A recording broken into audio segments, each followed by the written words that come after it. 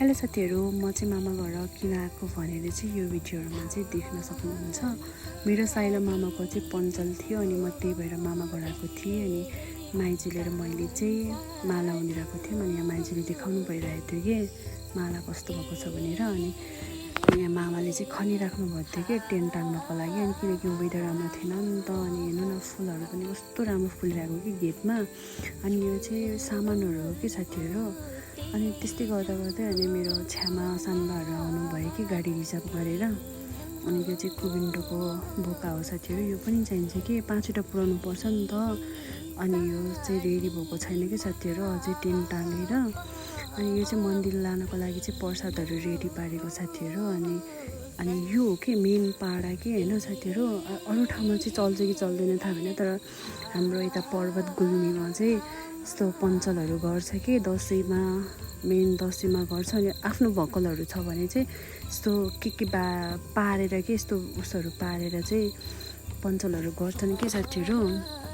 अनि मामाले चाहिँ मन्साउनु भइरहेको छ। हेर्नु न, कसैले पुच्छर, कसैले घाँटी कता कता समात्नु परेको छ कि। यो पाडा चाहिँ यस्तो हरामी थियो नि त साथीहरू, त्यही भएर। अनि मामाले चाहिँ मन्साउँदै हुनुहुन्छ। अनि उहाँ चाहिँ मेरो साइलो मामा हो नि त। अनि कस्तो अफमा के साथीहरू, बोकाले मन्साउँदै हुनुहुन्छ। अनि यो बोकाले लगाएको फुल चाहिँ मैले बनाएको कि कस्तो क्युट देखेको थियो कि यो बोकालाई। अनि बोका नि कस्तो हरामी थियो कि साथीहरू, हेर्नु न, चलिरहेको थियो। अनि यो भाले समात्ने चाहिँ मेरो ठुलमामा हो साथीहरू, देख्न सक्नुहुन्छ।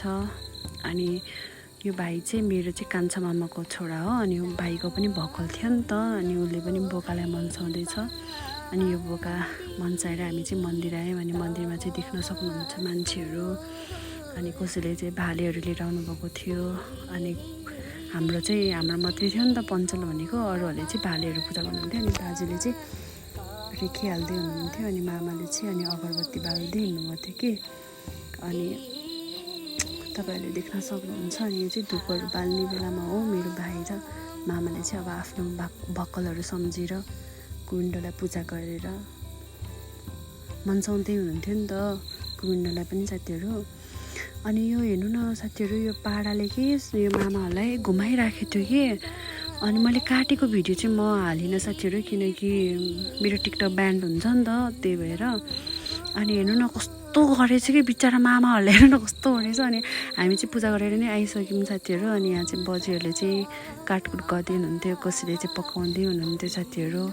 तपाईँहरूले देख्न सक्नुहुन्छ होइन, रमाइलो छ गाउँघरमा। अनि मेरो मम्मीको फुपू आउनुभयो। अनि मेरो चाहिँ छ्यामा हो। अनि उहाँ दुईजना चाहिँ मक्ख परेर बस्नुहुन्छ कि साथीहरू। अनि यहाँ चाहिँ मामाहरूले चाहिँ मासु काट्नुभयो। अनि पकाएर पनि खाइसक्यौँ साथीहरू। पाहुनाहरू पनि आउनुभयो, पाहुनाहरूले पनि खानुभयो। आजको मेरो भिडियो चाहिँ यति हो साथीहरू।